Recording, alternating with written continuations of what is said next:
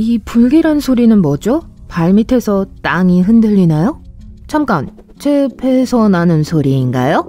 아니면 워싱턴주의 애덤스 산이 깨어나는 소리일지도 몰라요. 면적과 부피 모두에서 주에서 가장 큰 화산이며 수천 년 동안 침묵을 유지한 이 화산이 최근 살아날 징후를 보이기 시작했습니다. 과학자들은 산 주변의 지진 활동이 놀랍도록 증가하는 걸 발견했습니다. 마지막 분화는 3800년에서 7600년 전에 일어났는데 당시 인류는 아직 석기 시대였기 때문에 이 갑작스러운 수단은 과학자들의 호기심을 불러일으켰죠. 미국 지질조사국은 서둘러 애덤스 산 주변에 임시 지진 관측소를 설치하여 상황을 주시하고 있습니다. 동시에 그들은 대중에게 당황할 필요가 없다고 안심시키고 있습니다. 애덤스 산은 더 잘 알려진 레이니어 산의 높이에는 미치지 못해요. 그럼에도 불구하고 광활한 면적을 차지하고 있어서 워싱턴에서 가장 큰 활화산이에요. 흥미롭게도 기록에 따르면 올해 9월 이전까지 애덤스 산은 1982년 이후 평균적으로 2-3년에 한 번씩 작은 지진을 경험했을 뿐입니다. 그런데 캐스케이드 화산 관측소와 태평양 북서부 지진 네트워크는 9월 한 달 동안 무려 6번의 지진을 감지했습니다. 이 지진들은 모두 리히터 규모 0.9에서 2.0 사이로 매우 작은 규모였어요. 지진이 너무 약해서 지표면에서는 느낄 수 없다는 뜻이죠. 또한 위성사진을 통해 해당 지역의 지반 변형이 없음을 확인했습니다. 현재 미국 지질조사국은 애덤스 산의 경보 수준을 녹색, 보통으로 유지하고 있으므로 땅이 갈라져 마을과 도시를 삼킬까봐 걱정할 필요는 없어요. 하지만 가장 최근에 발생한 지진으로 인해 미국 지질조사국은 보다 정밀한 모니터링을 위해 추가 장비를 설치하기로 결정했습니다.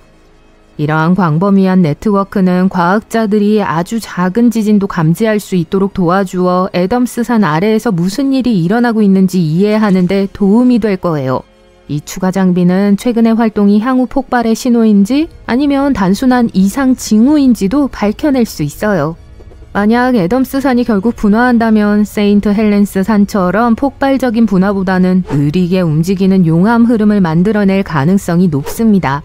과거의 분출도 용암이 화산에서 불과 몇 킬로미터 흐른 것뿐이었거든요. 따라서 걱정할 필요는 없습니다. 훨씬 더 위험한 것은 화산이 분출할 때 화산재, 암석, 녹은 얼음이 섞여 발생하는 진흙 흐름인 라하르입니다. 라하르는 화산이 폭발하지 않은 상태에서도 애덤스 산 근처에서 발생해요. 화산 정상에서 열수작용으로 약해진 암석이 갑자기 느슨해지면서 빠르게 움직이는 파괴적인 이류를 만들었습니다. 바로 이런 이유로 지질조사국은 애덤스 산을 위험도가 높은 화산으로 분류합니다. 자주 분화하지는 않지만 여전히 인근 마을에 심각한 위험을 초래하고 있어요. 주의 깊게 살펴봐야 할 또 다른 화산은 아이슬란드의 카틀라입니다. 이 화산은 아이슬란드에서 가장 강력하고 위험한 화산 중 하나예요. 한 세기 전인 1918년에 마지막으로 분화한 화산입니다. 하지만 다시 폭발한다면 아이슬란드의 또 다른 화산 에이아 펴들라이 웨퀴들보다 10배 더 강력할 수 있습니다. 이 화산은 2010년에 폭발하여 유럽 전역의 항공여행을 완전히 중단시켰죠. 카틀라 화산이 분화하면 다량의 이산화황이 방출되어 대기 중에 황산염 에어로졸을 형성할 수 있어요. 이러한 에어로졸은 햇빛을 반사하여 일시적인 지구 냉각을 일으킬 수도 있어요. 이러한 현상은 과거에 치명적인 화산 폭발이 일어났을 때 종종 뒤따랐습니다. 아이슬란드에서 화산 폭발은 흔하지만 카틀라의 화산재 구름은 그 다른 화산보다 더 높이 하늘로 날아가 유럽 전역을 덮을 가능성이 높습니다. 이는 항공편 운항을 중단시키고 경제에 부정적인 영향을 미칠 거예요. 카틀라 화산이 폭발하면 농업, 상수도, 대기질에도 해를 끼칠 수 있어요. 2014년에 과학자들은 대규모 화산 폭발로 인해 아이슬란드 남쪽 해안을 따라 바다까지 쓰나미가 발생할 수 있다고 지적했어요. 그러나 이러한 쓰나미의 잠재적 영향은 아직 명확하지 않아요. 카틀라 화산은 40에서 80년마다 정기적으로 폭발하는 경향이 있기 때문에 통계적으로 조만간 또 다른 폭발이 일어날 가능성이 매우 높습니다. 그래서 과학적으로 면밀히 관찰되고 있습니다. 최근 2021년 카나리아 제도의 쿰브레 비에하가 분화하여 사람들에게 그 파괴적인 잠재력을 상기시켰어요. 이 화산 폭발로 인한 용암의 흐름은 정말 파괴적이었습니다. 용암이 동네 전체를 덮고 바다로 흘러들어가 3,000채 이상의 가옥을 파괴했어요. 수천 명의 사람들이 대피해야 했죠. 하지만 가장 끔찍한 점은 그 피해가 상당하긴 했지만 과학자들은 훨씬 더 심각했을 수 있다고 생각한다는 거예요. 큰 불에 비해야 화산의 대규모 폭발로 화산의 서쪽 측면 전체가 태평양으로 붕괴되어 메가쓰나미가 발생했을 수 있습니다.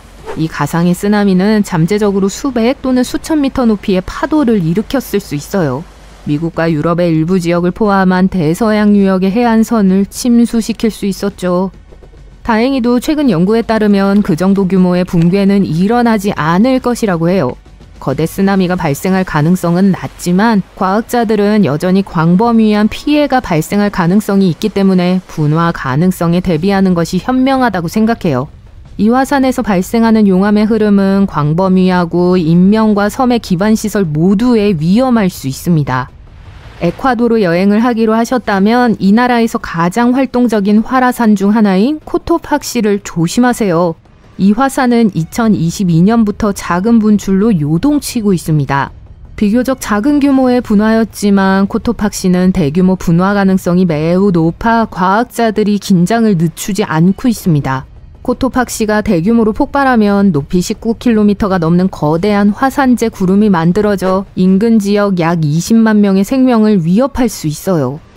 심각한 위험은 코토팍시의 눈 덮인 정상으로 대규모 분화 시 매우 빠르게 녹아내릴 수 있다는 점이에요. 이는 산 아래로 흘러내려 인구 밀집 지역에 도달할 수 있는 파괴적인 홍수와 산사태로 이어질 수 있어요. 이러한 화산 활동과 빙하 홍수의 조합으로 인해 코토팍시는 고위험 화산으로 분류됩니다. 강력한 폭발이 곧 일어날 수도 있고 몇 년 또는 수십 년이 지나야 일어날 수도 있지만 경고 신호를 포착하기 위한 모니터링 노력이 진행되고 있습니다. 다음으로 주의해야 할 화산은 이미 악명 높은 베수비오 화산입니다. 서기 79년 베수비오 화산이 폭발하면서 로마의 도시 폼페이와 헤르쿨라네움이 파괴되었습니다. 1944년에 마지막 분화가 일어났지만 베수비오 화산은 여전히 활발하게 활동 중이며 이탈리아 최대 도시 중 하나인 나폴리 인근에 큰 위험을 초래하고 있어요. 대규모 분화가 발생하면 300만 명 이상의 사람들이 위협을 받을 수 있습니다. 이들 중 다수는 화산 인근이나 심지어 화산 경사면에 거주하고 있어요. 베수비오 화산이 폭발한다면 화산재, 암석, 화산가스가 매우 빠른 속도로 분출되는 폭발적인 사건이 될 거예요. 이러한 파괴적인 사건은 수백 년 동안 일어나지 않을 것으로 예상되지만 베수비오는 인구 밀집 지역에 치명적인 피해를 입힐 가능성이 있기 때문에 세계에서 가장 주의 깊게 지켜봐야 할 화산 중 하나입니다. 다음은 흔히 엘포포라고 불리는 포포카테페틀입니다. 멕시코시티에서 약 64km 떨어진 곳에 위치한 북미에서 가장 높은 활화산 중 하나죠. 인구 2,200만 명이 거주하는 대도시 지역과 가깝기 때문에 포포카테페틀은 특히 위험해요. 대규모 분화가 발생하면 멕시코시티 상공에 거대한 화산재 구름이 덮쳐 광범위한 혼란을 야기할 수 있어요. 화산재는 도시의 배수 시스템을 막고 상수도를 오염시키며 전기 시스템을 끊어 정전을 일으킬 수도 있습니다. 또한 라하르가 화산을 타고 내려와 인근 마을에 도달할 수도 있어요. 포포카테페틀은 2000년대 초반부터 거의 일정한 지진 활동을 보여왔으며 이곳에서는 소규모 분화가 꽤 흔하게 일어납니다. 2024년 초에는 13번의 소규모 분화가 기록되어 인근 마을을 놀라게 했어요. 하지만 화산학자들은 이러한 분화를 포포카테페틀의 정상적인 현상으로 보고 있어요. 매우 위험한 화산에 대해 이야기하면서 옐로스톤 국립공원을 빼놓을 수 없죠. 이곳에는 세계에서 가장 큰 초화산 중 하나가 있어요. 마지막 대규모 분화는 약 64만 년 전에 일어났습니다. 하지만 오늘날 이 괴물이 폭발한다면 그 영향은 지구 전체에 훨씬 더 치명적일 겁니다. 몬태나, 아이다호, 와이오밍 등 옐로스톤에 가장 가까운 주들이 가장 큰 영향을 받을 거고 재앙적인 화쇄류가 발생할 가능성이 높습니다. 용암, 화산재, 가스의 위험한 혼합물로 이루어진 이 흐름은 경로에 있는 모든 것을 없애버릴 수 있어요. 또한 일부 지역은 1m가 넘는 화산재에 덮일 수 있어요. 옐로스톤 화산이 폭발하면 엄청난 양의 화산재와 가스가 성층권으로 방출되어 햇빛을 차단하고 몇 년 동안 지구 기온을 떨어뜨릴 수 있습니다. 이로 인해 농업이 중단되고 교통 시스템이 붕괴되며 대규모 식량 부족 사태가 발생할 수 있어요. 옐로스톤이 분화할 시기가 왔다는 속설이 널리 퍼져 있지만 지질학자들은 이는 사실이 아니라고 분명히 밝힙니다. 화산은 정확한 시간표를 따르지 않으며 옐로스톤의 활동은 분화가 임박했음을 의미하지 않아요. 반가운 소식이네요. 와, 지구 표면이 흔들리고 있어요. 긴 균열이 땅을 갈라놓아요. 용암의 강이 경사면을 따라 빠르게 흘러내리고 있어요. 귀청이 터질 듯한 소음이 공기를 가득 채워요.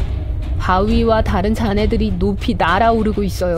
화산가스와 화산재 구름이 하늘을 뒤덮어요. 블록버스터 재난영화의 줄거리가 아닙니다. 초화산이 폭발하면 일어날 일들이에요. 하지만 이건 세계에서 가장 큰 화산인 마우나로아가 길고 긴 낮잠을 끝내기로 결정할 때 일어날 시나리오는 아닐 거예요. 2021년에 과학자들은 이 일이 곧 일어날 거라고 확신했어요. 하지만 아직까진 아무 일도 없어요. 화산의 지진 활동도 증가하다가 다시 정상으로 돌아가고 있어요. 하지만 이 거인이 언제 다시 살아날지는 알 수가 없습니다. 그래서 전문가들이 꽤 오랫동안 하와이에서 제일 큰 섬의 지질 활동을 관찰해 왔던 거예요. 하와이의 빅 아일랜드는 5개의 화산으로 이루어져 있어요. 지구상에서 가장 활동적인 킬라우에아, 그리고 가장 큰 마우나로아가 포함되어 있죠. 이 거대한 것이 섬 육지 면적의 거의 절반을 이루고 있어요. 그리고 킬라우에아가 하루에 내뿜는 용암을 마우나로아는 20분 안에 토해낼 수 있어요. 1984년에 그렇게 했었거든요. 마우나로아의 동생이 한동안 짜증을 내고 있는 동안 그 거인은 마지막 폭발 이후로 계속 잠을 자고 있습니다.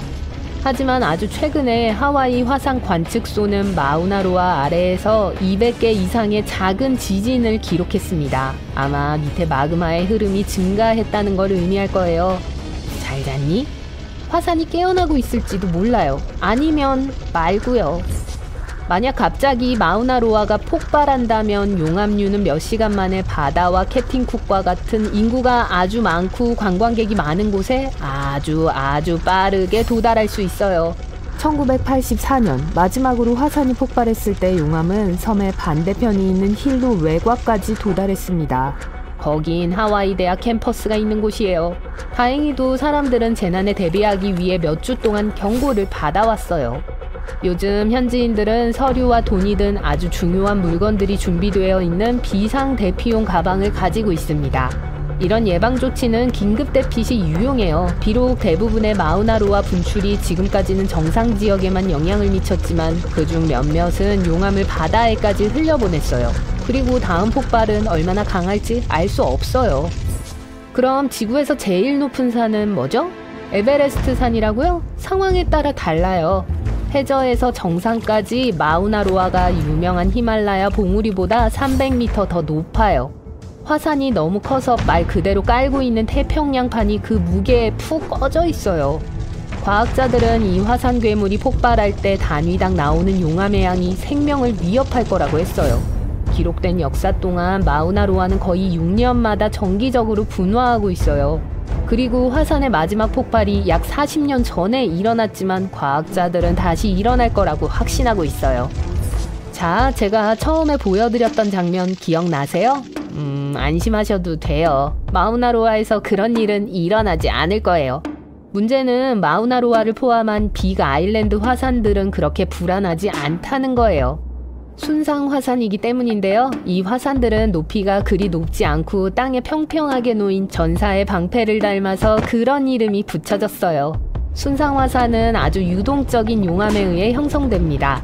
성층 화산에서 분출된 용암보다 더 멀리 이동하고 훨씬 더 얇은 흐름을 형성해요. 성층 화산은 인도네시아의 악명 높은 크라카타우처럼 원뿔 모양이고 높아요. 그래서 만약 마우나로아가 폭발한다면 혹은 폭발할 때 화산재 구름이나 엄청난 양의 잔해는 없을 거예요. 제일 위험한 게 용암일 거예요.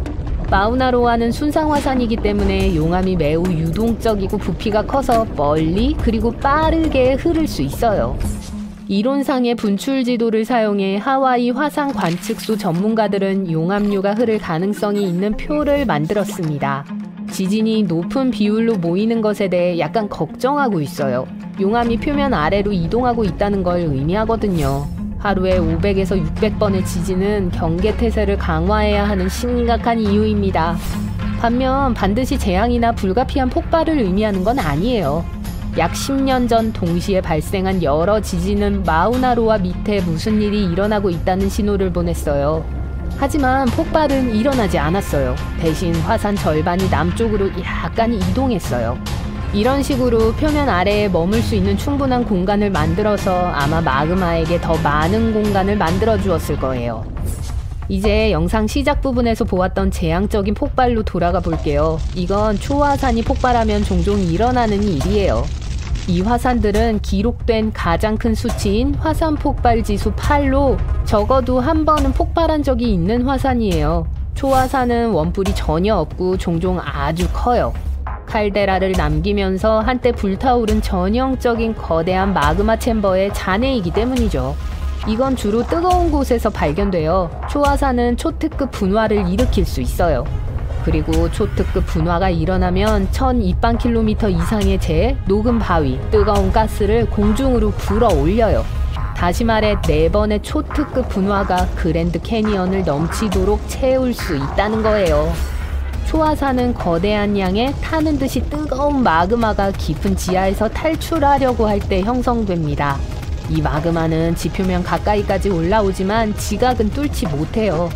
그래서 거대하고 가압된 보글거리는 마그마 웅덩이가 불과 몇 킬로미터 깊이에서 모이는 거예요. 더 많은 마그마가 표면에 도달하려고 하기 때문에 압력이 계속 증가해요. 그러다가 펑! 초특급 분화가 일어나요. 가장 최근의 특급 분화는 뉴질랜드에서 일어났어요. 제가 최근이라고 한 건 약 26,500년 전을 의미해요. 전 그때 없었어요. 그때 타우포 호수 표면 아래에 있던 초화산이 1252방킬로미터의 화산재와 부석을 공중으로 분출했습니다. 기자의 피라미드 50만 개가 동시에 날아오른다고 상상해보세요. 그만큼 폭발력이 대단했던 거죠. 하지만 폭발에 대해 제일 흥미롭고 혼란스러운 건 타우포 화산은 다른 화산들처럼 단순히 폭발하지 않았단 거예요. 처음에는 모든 게 평소처럼 진행되고 있었어요. 518평방킬로미터 이상의 마그마가 표면 아래에 쌓였고 압력은 점점 더 높아지고 있었죠. 하지만 바위가 갈라지고 용암의 첫 부분이 분화구에서 분출된 후 뭔가가 잘못됐어요. 그러고는 초화산은 휴식을 취했죠. 몇 달 후에야 처참한 폭발이 땅을 흔들었습니다. 그리고 수천 톤의 용암, 바위, 그리고 화산재가 대기 중으로 높이 날아갔어요. 하지만 초화산의 시대는 끝나지 않았어요. 그중 가장 악명 높은 건 아마도 옐로스톤 국립공원에 있는 걸 거예요. 이 거대한 것은 적어도 3번의 거대한 폭발을 했고 얼마나 많은 작은 것들이 있었는지 누가 알겠어요. 만약 이 괴물이 210만 년 전처럼 강력하게 폭발한다면 2452방킬로미터 이상의 붉고 뜨거운 물질을 뱉어낼 거예요. 제가 이 양이 워싱턴 DC에 있는 국회의사당 원형홀 6,500만 개를 합친 것과 맞먹는다고 하면 아마 더 생생하게 상상하실 수 있을 거예요. 어쨌든 과학자들은 옐로스톤이 요즘 어떠한 위험도 나타내지 않고 있다고 확신하고 있어요. 분출이 일어나려면 내부의 마그마가 적어도 50%는 녹아야 해요. 옐로스톤 칼데라의 경우 이 수치는 5에서 15%에 불과해요.